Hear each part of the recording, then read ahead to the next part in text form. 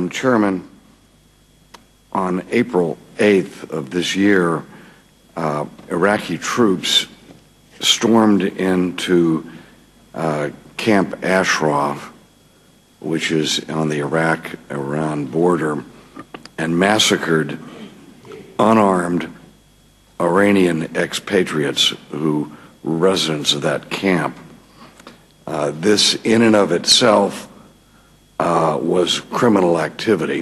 I mean, it's a crime against humanity, or at least a murder of those 35 unarmed people, and I would say the wounding of at least 100 others is a crime.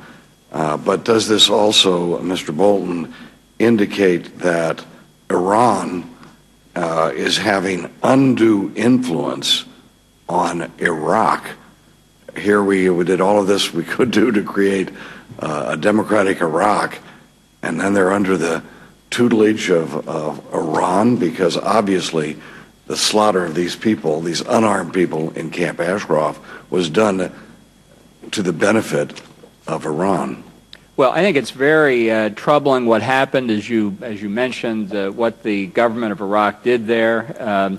I'm aware also that they refused to allow you and other members of a congressional delegation to visit Camp Ashraf in the past couple of months. Yes. I just couldn't believe that they did that, and I do think that there are many signs of Iran's efforts to increase its influence inside of Iraq, and very troubling and inadequate the responses by the current government of Iraq, so that as our forces leave... Thank you, Mr. Chairman. And I have raised the attack on Camp Ashraf directly with Secretary of State Clinton, with the Iraqi authorities, with the UN High Commissioner for Refugees, and Ranking Member Berman and I have worked together and will continue to do so to ensure the safety of the residents of Camp Ashraf. And we thank you for being here with us today.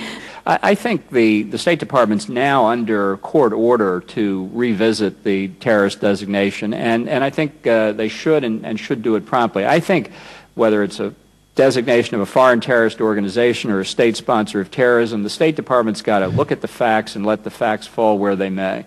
And political considerations, one way or the other, should not enter into it. MEK was put on the terrorist list and kept on the terrorist list on several occasions in the hopes of getting friendly or diplomatic response from